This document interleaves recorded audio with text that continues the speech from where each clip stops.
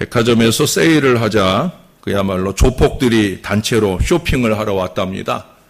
그들은 골프 제품 매장에 들어갔어요. 이렇게 막 문신을 한 조폭들이 우르르 들어오니까 종업원이 얼마나 떨리겠어요. 그래도 물었어요. 뭐 찾으시는 게 있으십니까? 라고 물었습니다. 그러나 조폭들은 이 종업원을 무시한 채 구경에 열중했어요. 근데 그때 제일 큰형님이 골프채 하나를 집어들고는 사뿐히 스윙을 했습니다. 그러면서 아우들에게 물었습니다. 아그들아, 어떠냐? 폼 나냐? 라고 물었어요. 그랬더니 그 동생들이 웃으면서 대답을 하더랍니다.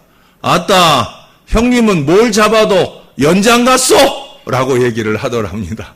그러니까 아마 그게 이제 조폭들이 사용하는 야구방망이나 뭐 칼 같은 그런 것처럼 보였던 모양이에요.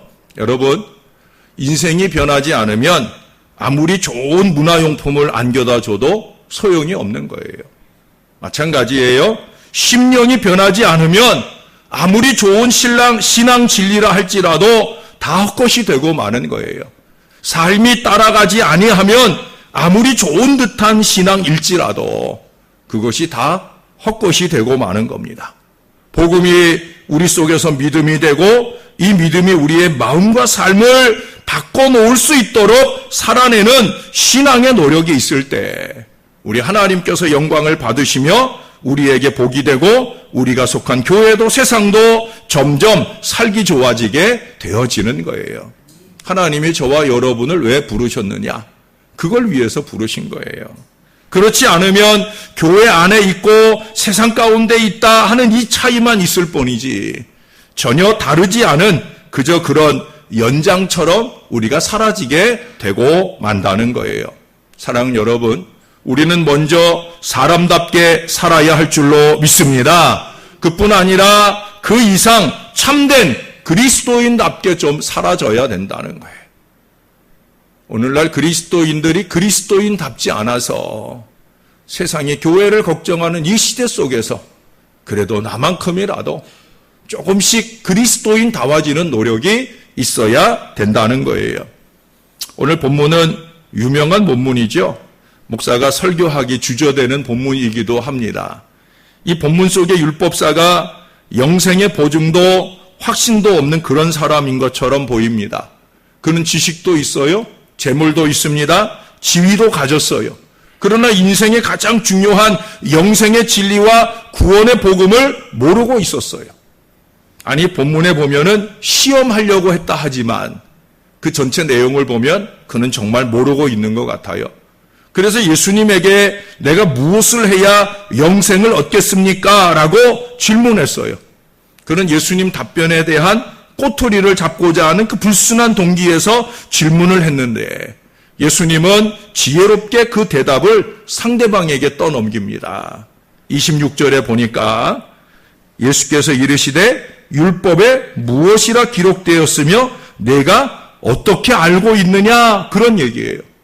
이에 대해 율법교사의 대답은 너무도 완벽했어요. 여러분 27절을 다 같이 한 번만 더 읽어보시겠습니까? 시작.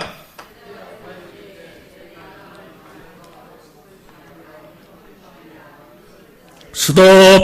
예, 우리가 지금 이웃사랑에 대한 말씀을 읽는데 그렇게 천차만별로 읽는 건 올바르게 읽는 게 아니죠.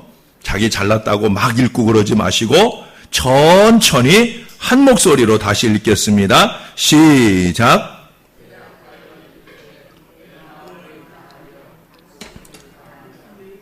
힘을 다하며 뜻을 다하여 주 너의 하나님을 사랑하고 또한 내 이웃을 내 자신같이 사랑하라 하였나이다. 아멘. 제가 목소리를 잠깐 쉬려고 그랬는데 쉴 수 없게 만드시는 여러분이 감사합니다. 여러분 28절에 보면 예수님은 그의 이 대답에 대하여 이렇게 말씀해 주셔요. 내 대답이 옳도다. 이를 행하라. 그러면 살리라. 그의 대답이 옳다고 하셔요. 그리고 덧붙이십니다. 이를 행하라. 여기서 이를 행하라 하심이 뭐예요? 그 앞에 얘기한 대로 두 가지로 나누어서 생각을 해야 되는 거예요. 율법사가 말한 것처럼 먼저는 하나님을 향해서 행해야 되는 게 있고요. 그 다음은 뭐예요? 이웃을 향해서 행해야 되는 게 있다는 거죠.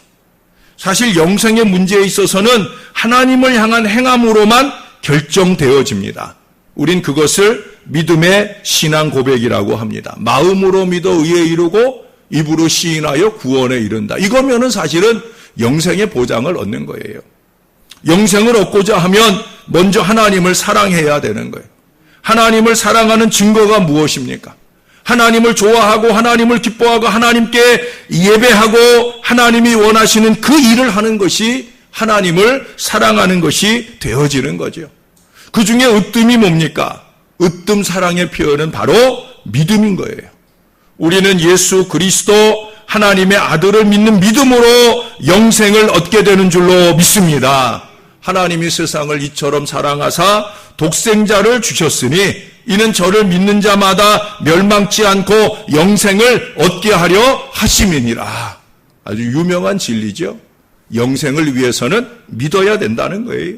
아들을 믿는 자는 영생이 있고 아들을 순종치 아니하는 자는 영생을 보지 못하고 도리어 하나님의 진노가 그 위에 머물러 있느니라. 여러분, 죄인인 우리가 하나님의 아들 예수 그리스도를 사랑함으로 영생의 보증을 받았음을 확신하는 여러분들 되시기를 바랍니다. 에베소서 2장 8절에 보니까 너희가 그 은혜를 인하여 믿음으로 말미암아 구원을 얻었나니 이것이 너희에게서 난 것이 아니요 하나님의 선물이라 했어요.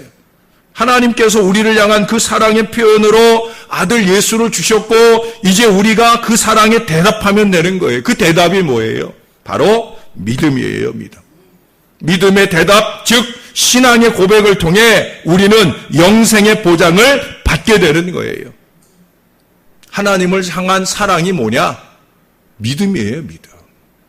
믿음을 가지는 것. 하나님은 사실 우리에게 그 이상 안 바라셔요. 우리가 믿음 가지고 구원 얻기를 바라시는 것. 여러분, 이걸 믿으시기를 바랍니다. 하나님을 좀 믿어드려야 된다는 거예요. 그분이 나를 구원하실 유일 구주이신 것을 믿어야 되는 거예요. 왜냐하면 하나님께서 우리를 믿고 받아주시기 때문에 우리가 하나님을 믿기만 하면, 믿어드리기만 하면 하나님은 얼마든지 우리를 믿고 받아주신다는 사실이에요. 어느 국민일보 기자의 고백입니다. 세상살이가 아무리 힘들다 해도 그래도 내가 그 누구보다 행복할 수 있는 이유는 나를 믿어주는 이가 있기 때문입니다. 내가 아무리 바보 같고 어리석다 해도 그래도 내가 그 누구보다 현명한 길을 갈 수 있는 이유는 내 손에 지팡이를 쥐어주는 힘센 손이 있기 때문입니다. 그래서 나는 행복합니다. 당신들이 두려움을 느낄 만큼 당당하고 평안합니다. 옛날엔 어리석은 생각을 했습니다. 내가 하나님을 믿어드린다고. 하지만 작은 계집종의 치맛바람에도 흩날리는 내 엉성한 믿음의 자네들을 보면서 차라리 눈을 감고 말았습니다. 알량한 믿음의 파산, 수치심에 눈을 뜰 용기도 없었습니다. 터진 입만 조잘조잘 믿었지 아무것도 없는 빈 껍데기, 회칠한 무덤, 그게 내 모습이었습니다. 하지만 이제는 내가 무엇으로 생을 연장하고 있는지 압니다. 내 조잡한 믿음 때문이 아니라 나를 창조하신 아버지, 내 눈에 보이는 것과 내 눈에 보이지 않는 모든 것을 지으신 하나님 아버지의 믿음 덕에 살아남았다는 것을 이제는 압니다. 정말 표현조차 할 수 없는 큰 믿음, 큰 사랑이 아닙니까? 내 자신도 나를 믿지 못하는데 피조물 주제에 나를 지으신 창조주도 제대로 믿지 못하는데 그분이 나를 밀어주시다니 내가 잘될 것을 그분의 마음을 섭섭하게 하지 않을 것을 굳게 믿어주시다니요. 절절히 우리 자신들의 과거를 보는 듯하고 아직도 눈뜨지 못한 현실을 보게 하는 것이 아닌가 하는 생각을 해봐요. 사랑하는 여러분, 하나님께서 우리를 믿고 구원의 손을 내밀어 주셨어요. 이젠 우리도 주를 믿어 하나님을 향한 사랑을 대답하고 그 대답으로 구원과 영생을 누리는 주의 자녀들이 다 되시기를 주님의 이름으로 축원합니다. 믿어드리셔요. 그 다음은 뭐예요? 이를 행하라 하심의 두 번째 의미는 이웃들을 향하여 행함을 말씀하지요. 뭘 행함입니까? 바로 사랑이지요. 하나님을 향한 사랑으로 믿음을 가지고 이제는 세상을 향한 사랑으로 나아가야 된다는 거예요. 사실 신학적으로 이 행함이라고 하는 게 우리의 구원을 좌우하는 것은 아닙니다. 그러나 이 행함은 믿음으로 구원을 받았다 하는 당연한 표시로 나타나야 된다는 거예요. 그래서 야고보는 당당히 행함이 없는 믿음은 죽은 믿음이라고 선언하는 이유가 바로 여기에 있는 거예요. 사랑의 표현은 고여있는 물처럼 한 곳에 가만히 있지 못하고 흐르는 물처럼 피어나는 꽃과 같이 다양하게 표현되어야 합니다. 특별히 하나님을 사랑하는 자는 이웃을 사랑해야 되는 거예요. 여러분, 이웃을 사랑해야 되는 거예요. 오늘 말씀에서 보면 율법사는 내 이웃을 내 자신과 같이 사랑하라 하는 말씀을 외우고는 있으나 누가 이웃인지조차 몰라요. 강도를 만나 거반 죽게 된 자와 같이 외로운 자, 억울함을 당한 자, 병든 자, 나의 도움이 필요한 자, 그들이 나의 이웃이다 라고 오늘 주님이 가르쳐 주셔요. 물론 가까운 옆집 사람도 우리의 이웃이죠. 그보다 더 가까이 우리의 가족, 또 우리와 함께 신앙하는 이 믿음의 사람들이 우리의 이웃입니다. 이웃을 사랑하는 것은 마음속으로만 사랑하는 것도 중요하지만 실천하는 사랑이 더 중요한 거예요. 그런데도 사랑을 실천하지 못하는 이유가 많이 있어요. 예를 들면 바빠서 못하고, 없어서 못하고, 직업과 직장이 다르니까 못한다 하는 이 핑계를 댈 수 있을 거예요. 그러나 하나님께서 우리에게 요구하시는 사랑은 이유나 핑계를 대지 않고 실천하는 사랑이에요. 우리만 따지고 이익을 도모하는 개인이기, 집단 이기의 맘보로는 이 사랑의 실천이 불가능합니다. 모양은 낼 수 있으나 진실이 없는 껍데기 사랑을 나타내는 거예요. 사랑은 실천입니다. 나의 실천도 중요하고 다른 사람이 실천할 수 있는 장을 열어놓는 것도 중요한 거예요.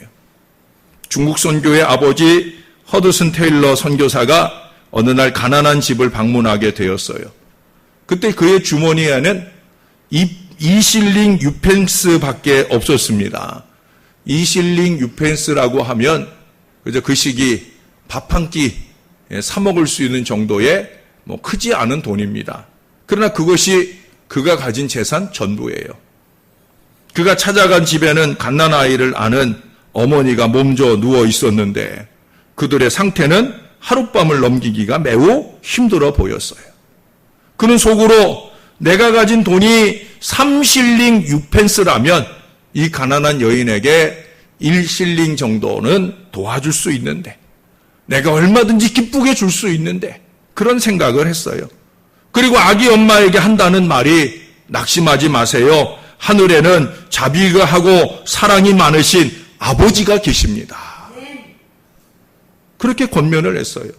하지만 그의 마음속으로는 이 위선자, 이 사람들에게 사랑 많으신 하나님 운운하면서 정작 네 주머니에 있는 돈은 움켜쥐고 있으면서 그런 양심의 가책이 계속 자기의 마음속에 들려왔어요. 그런데 또 한편으로 어떤 생각을 하겠어요? 이거 주고 나면 난 내일 뭐 먹나? 난 내일 어떻게 사나? 그 생각이 또 한편으로 그를 사로잡는 거예요. 그러나 하나님의 사랑을 말해놓고는 그 하나님의 사랑의 손길로 하나님은 늘 말씀하시거든요. 네가 해라. 우리가 끊임없이 거부해서 그렇지 하나님은 늘 저와 여러분에게 말씀하셔요. 네가 해라. 네가 먼저 해라. 저는 담임 목사니까 이 말을 하나님께 늘 들어요. 명준아, 네가 먼저 해라. 하나님 저도 어렵잖아요 라고 말하려 할 때마다 입 닥치고 네가 먼저 해라. 지금 이 선교사님에게도 그 말씀이 들려오는 거예요. 그래 양심의 가책을 받은 그가 아기 엄마에게 자기가 갖고 있는 돈 전부를 꺼내 주었어요. 이제 가진 것이 없게 되었지만 단칸방으로 돌아오는 그의 발걸음이 무겁겠습니까? 가볍겠습니까? 발걸음이 한없이 가볍죠. 빈 주머니처럼 가벼운 걸음으로 집에 돌아왔어요. 그리고 이 선교사님이 감히 하나님 앞에 이런 기도를 드렸답니다. 사랑하는 하나님, 하나님께서는 가난한 자에게 주는 것은 하나님께 꾸이는 것이라고 말씀하셨습니다. 하나님, 이번에 빌린 것은 오래 가지 않았으면 좋겠습니다. 안 그러면 저는 내일 점심을 굶어야 되거든요. 예? 그래도 아침 때거리는 있었던 모양이에요. 그렇게 기도했는데요. 그 다음 날 아침에 그에게는 10실링짜리 금화 하나가 우편으로 배송되어 왔답니다. 할렐루야. 이거 뭐 남의 일에는 놀래지도 않아. 예? 하나님은 살아계신 줄로 믿습니다. 물론 그렇다고 우리가 이걸 바라고 섬기고 나누자는 얘기를 하는 게 아니에요. 하나님을 위하여 우리가 움켜쥐지 않을 수 있다고 하면 하나님께서 우리를 위해서 일하여 주실 줄로 믿습니다. 이 믿음이 필요한 거예요. 하나님을 믿어드리는 것은 바로 여기까지 가는 거예요. 희생이 없는 사랑은 없습니다. 손해보지 않고 섬긴다는 것은 불가능합니다. 오늘 본문의 선한 사마리아인을 보세요. 그는 아무 상관도 없는, 아니 평소에 자신들을 사마리아인이라고 개취급하는 그 유대인을 위해서 기꺼이 위험을 무릅쓴 수고를 하는 거예요. 우리 같으면 그러겠어요? 우리는 얼마나 적대 감정이 심해요. 심지어 자기를 사랑하는 사람을 향해서도 적대적일 때가 얼마나 많아요. 목사는 정말 여러분들을 무한 사랑하는데 여러분들이 어떻게 받으시는지는 몰라도 저는 정말 세심한 관심과 사랑으로 여러분들을 사랑하려 하는데 왜 불필요한 적개심을 가지고 교회 생활을 하는 사람들이 있는지 저는 정말 이해가 안 될 때가 정말 많아요. 이 사마리아 사람은 바로 지금 그런 사랑을 나타내는 거예요. 자신의 돈지갑을 활짝 여는 거예요. 아낌없이 털어내주고도 그는 또 덧붙이잖아요. 35절에 보시면 그가 뭐라고 그래요? 비용이 더 들면 내가 돌아올 때에 갚으리라. 지금 내놓은 것도 많은 거예요. 근데 그것 가지고도 부족하면 내가 더 내겠습니다. 사마리아인의 이 돈지갑은 항상 활짝 열려 있는 거예요. 섬기고도 또 섬기려는 준비를 갖추고 있는 거예요. 그것이 이웃사랑입니다. 남의 섬김이나 헌신에 그저 숟가락 하나 얹어놓는 게 아니에요. 남의 섬김과 헌신을 제한하는 어리석음을 범하는 건 더더욱도 아닌 거예요. 왜 헌신을 제한해요? 왜 섬김을 제한해요? 그게 그 사람의 신앙의 표현인데 왜 함부로 그렇게 남의 헌신과 섬김을 제한하는 어리석음들을 범하는지 모르겠어요. 자기나 열심히 헌신하면 되지. 우리가 우리 자신에게 후한 그 마음, 그 정성으로 이웃도 대하고 섬기는 것이 바로 우리의 진정한 섬김이요, 이웃을 향한 태도인 것입니다. 우린 그렇게 헌신하기 위해 부름받고 구원받은 백성들이다 하는 사실을 저와 여러분들이 잊지 말아야 할 줄로 믿습니다. 삶은 헌신입니다라는 글을 하나 더 소개를 하려고 합니다. 헌신은 다 주는 것입니다. 달라기 전에 스스로 주는 것입니다. 빼앗기는 것이 아니라 준비해서 하나하나 다 주는 것입니다. 흙에게서 받은 것은 흙에게로, 바람에게서 받은 것은 바람에게로, 물에게서 받은 것은 물에게로, 불에게서 받은 것은 불에게로, 아버지에게서 받은 것은 자식에게로, 선생님에게서 받은 것은 제자에게로, 선배에게서 받은 것은 후배에게로, 사회에게서 받은 것은 사회에게로, 하나님께로부터 받은 것은 하나님께로. 그동안 소질과 재능인 나의 하늘 씨앗을 심어 싹을 틔워 키우고 자라게 하여 큰 가지로 그늘이 되고 꽃을 피워 향기를 내고 열매를 맺어 먹이가 되고 나무 등골로 성전의 기둥이 되고, 이렇게 나의 나됨을 알고 느끼고 살게 해준 고마움과 감사함을 정성스럽게 들이우는 발길과 손길, 그것이 바로 헌신이고요, 그것이 바로 저와 여러분의 삶이어야 된다는 거예요. 사랑하는 여러분, 우리의 이웃들이 신음하고 있어요. 직장을 잃고 신음합니다. 몸이 아파서 신음합니다. 지진이나 해일이나 또 이상기후로 인해 갑작스럽게 가족과 삶의 터전을 잃고 신음합니다. 하나님의 사랑을 몰라서 방황하고 신음합니다. 그 소리가 우리의 마음에 들려야 되는 거예요. 정말 하나님을 사랑하는 신앙 속에 살고 있다면 그 소리가 들려야 되는 거예요. 이 강도 만나 신음하는 이웃들을 향한 우리의 섬김을 적극적으로 표현해야 되는 거예요. 우리의 마음과 함께, 우리의 입술과 함께, 우리의 지갑도 열려서, 활짝 열려서 그렇게 섬기고 나눌 수 있어야 되는 거예요. 예수님 그러셨잖아요. 이를 행하라. 한 번만 말씀하신 게 아니에요. 마지막에 37절에 가서 보시면 가서 너도 이와 같이 하라 말씀하셨어요. 제가 오늘 아침에 잠깐 식사를 하면서 잠깐 인터넷을 잠깐 보는 중에 그 김연주라고 하는 탤런트에 대한 얘기를 잠깐 봤어요.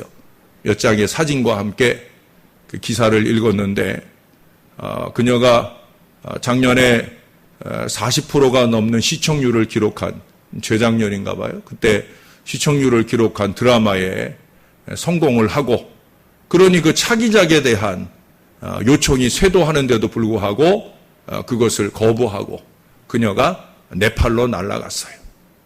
왜 네팔로 날아갔느냐? 그때 네팔에 지진이 일어나서 한 1만여 명 사람들이 생명을 잃어버리는 큰 어려움을 만났어요. 그 지진 난 그 소식을 듣고 그녀가 거기로 가겠다는 거예요. 그녀는 특별히 지진 난 그 지역의 아이들을 도우러, 아이들을 섬기러 가겠다는 거예요. 사람들이 말렸어요. 이제 막 지진이 난 것이기 때문에 여진이, 또 다른 지진이나 여진이 계속 이어질 거다. 위험하다. 가더라도 조금 시간을 두고 가라. 그렇지만 그녀는 그것에 응답하지 않았어요. 아니다. 난 가겠다. 그러고 갔어요.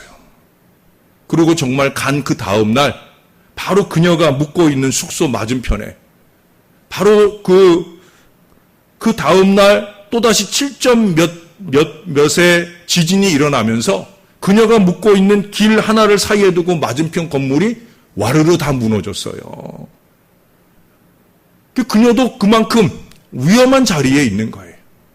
그럼에도 불구하고 거기서 그녀가 마음 먹고 그래서 의료진들을 도와서 보조적인 역할을 하고 부모를 잃고 헤매는 그 아이들을 돌보고 사랑해주는 그 일들을 그곳에서 오랜 동안 감당했다는 거예요. 근데 그것이 그 한 번의 일이냐? 아니라는 거예요. 그 이전에 그녀는 전 세계 어디든지 어려움이 만났다라고 하는 곳에는 끊임없이 날아갔다는 거예요. 저는 처음 그 사실을 읽으면서 참 대단하다. 근데 그녀가 그와 같은 사랑의 나눔을 하게 된 이유가 있었어요. 그게 뭐냐면, 왜 박용아라고 하는 탤런트가 자살을 했었잖아요. 2010년도에. 그 탤런트하고 무척 친했답니다. 그런데 그 탤런트가 그렇게 세상을 갑자기 떠나게 되고, 그리고 일주일 만에 또 사랑하는 아버지가 세상을 떠나게 되면서 삶의 회의와 좌절을 경험하게 되는 거예요. 그런데 그때 어려움을 만난 어떤 지역에 그녀가 마음을 위로받기 위한, 어떻게 보면 현실을 도피하기 위한 마음으로 갔었는데, 그곳에서 그 어려운 사람들을, 어려운 아이들을 돕는 중에 자기를 향한 하나님의 소명을 알게 된 것 같아요. 거기엔 하나님에 대한 얘기, 신앙에 대한 얘기는 없지만, 제가 볼 때는 거기서 그녀가 자기를 부르신 부름에 대하여 깨달은 것 같아요.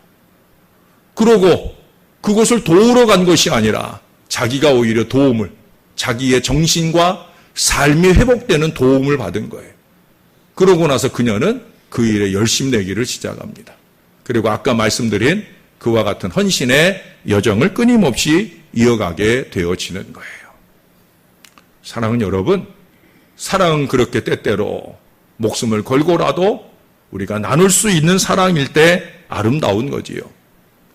그런 얘기가 있어요. 어떤 집에 아버지 후배분들께서 오셨답니다.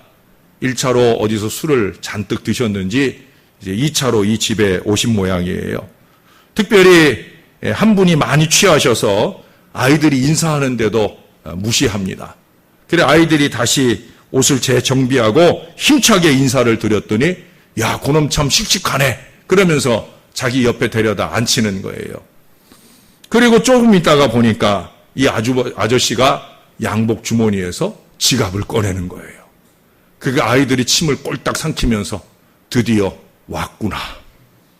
전에 경험으로 보면 술 취한 아저씨들의 지갑이 훨씬 더 후하게 열렸던 그 경험에 비추어서 야, 이제 지갑이 열리고 돈을 주면 뭐라고 말할까?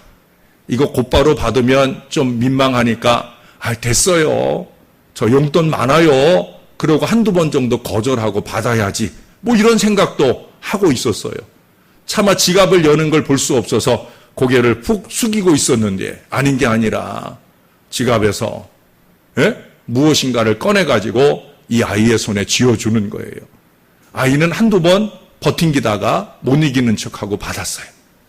그리고 신나서 자기 방으로 가서 그 준 것이 얼마나 되는가 하고 펼쳐보았더니 명함이랍니다. 명함이 웬일입니까? 이 아이한테 지금 명함이 웬일입니까?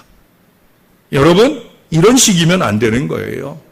술도 안 취한 사람이 하나님의 은혜에 취했다는 사람이 헛것에 이기에 욕심에 취해서 이렇게 명함이나 내미는 식으로 별 도움이 안 되는 인색한 마음이어서는 안 된다라고 하는 거예요. 예수님을 믿는 사람은 이미 영생을 얻은 자가 되었음을 확신해야 될 뿐 아니라 그 은혜에 감격하면서 이웃사랑을 실천해야 되는 거예요. 말과 이론으로만 따지는 율법의 문화가 작은 것이라도 실천하는 사랑의 문화로, 유대인 동정 문화가 사마리아인 이방 문화로, 유대 지역만의 편견된 문화가 이방인 지역을 향한 문화로, 제사장이니 뭐니 하는 이런 직업 신앙 우월주의의 문화가 직업 평등주의, 헌신 평등주의로 변화되도록 실천하는 것이 중요하다라고 하는 거예요. 이제 저와 여러분 차례입니다. 옳은 대답으로 우리가 구원을 받았으면 옳은 삶으로 또한 실천하는 그 구원에 합당하게 살아내는 것이 있어야 되지 않겠습니까? 예수님이 이를 행하라 하는 말 속에는 두 가지가 있다고 그랬어요. 옳은 대답과 옳은 삶이 있는 거예요. 내 대답이 옳도다. 그래, 대답 잘했다. 우리도 대답 잘하고 구원의 보장을 받았잖아요. 그러면 그 다음 일을 행하라. 그래야 산다. 하시는 이 말씀에도 귀 기울이고 살아가야 된다는 거예요. 선한 사마리아인의 후계자로서 선한 이웃이 되어 먼저 내 가정, 내 교회 안에 어려운 이들로부터 저 멀리 각종 어려운 사람들을 돕는 그런 섬김까지 적극적으로 실천하고 살아가는 그리스도인다움이 넘치는 신앙 인생들이 다 되어야 되는 거예요. 저와 여러분이 그렇게 너희도 이와 같이 하라 하시는 말씀에 응답하며 사는 저와 여러분 될 수 있기를 예수님의 이름으로 간절히 축원합니다. 기도하겠습니다. 하나님, 감사합니다. 한 율법사의 어리석은 질문을 통해서라도 신앙의 진리를 우리 가운데 가르쳐 주시는 그 지혜로움이 감사합니다. 무엇보다 우리가 예수 그리스도를 믿고 구원의 보장을 얻을 수 있는 백성 되게 해주시니 감사합니다. 내가 예수님 믿습니다라는 신앙의 고백을 하나님께 드리듯 내가 세상을 섬기는 이 넉넉하고 여유로운 마음을 주 안에 실천해 가기를 결단하는 이 아침이 되게 하여 주옵소서. 그래서 옳은 대답만 아니라 옳은 삶의 결실들을 많이 맺어가는 저와 이 모든 자녀들 되어지도록 주님께서 함께하여 주시옵소서. 예수님의 이름으로 기도합니다. 아멘.